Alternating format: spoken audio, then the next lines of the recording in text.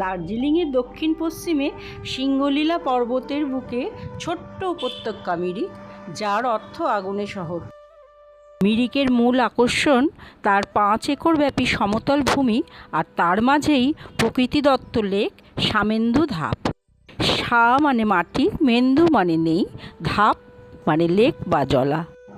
সামেন্দু lake পেরিয়ে পাহাড় চড়ে রামেতিদারায় পৌঁছে দেখা যায় রজত শুভ্র কাঞ্চনজঙ্ঘা। সূর্যোদয় ও সূর্যাস্তও মনোরম এখানে। গাছে গাছে পাখির ডাক শোনা যায়। দার্জিলিংয়ের মতো এতটা ঠান্ডা নেই এখানে, শীত খুব মনোরম। সুন্দর সাজানো উদ্যান লুব্ধ করে তোলে দৃষ্টি।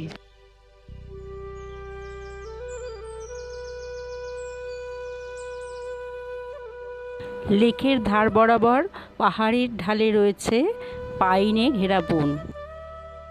মিরিক উদ্যানের প্রবেশ মূল্য 20 টাকা। দার্জিলিংয়ের বেশিরভাগ কমলালেবুর চাষই হয় এই মিরিকে।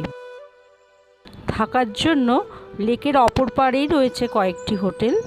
তাছাড়াও বাস স্টপের উল্টো দিকে রয়েছে গুম্ফা, পায়ে পায়ে বেরিয়ে নেওয়া যায়।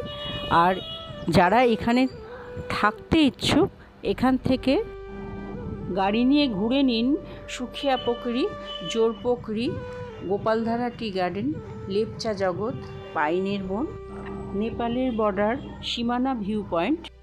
উচিত হবে এনজিপি থেকে দার্জিলিংয়ে যাওয়ার পথে গাড়িতে চুক্তি করে মিরিক দেখে ওপরের দিকে ওঠা, কিংবা দার্জিলিং থেকে এনজিপিতে ফেরার সময় এই সমস্ত সাইট সিনগুলো করতে করতে মিরিক ঘুরে পৌঁছে যাওয়া যায় এনজিপিতে। তবে দুদিন লেকের ধারে থাকবার পরিকল্পনাও মন্দ হয় না। পরিষ্কার আবহাওয়া থাকলে পাইনের ফাঁক গলে শুভ্র কাঞ্চনজঙ্ঘার ছবিও পড়ে লেকের জলে।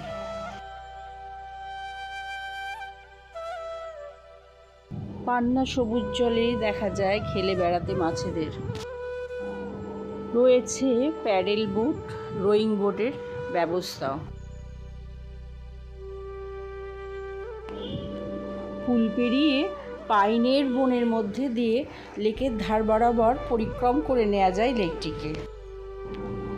ঘোড়াও নিয়ে চলেছে পর্যটকদের লেক ঘোরাতে।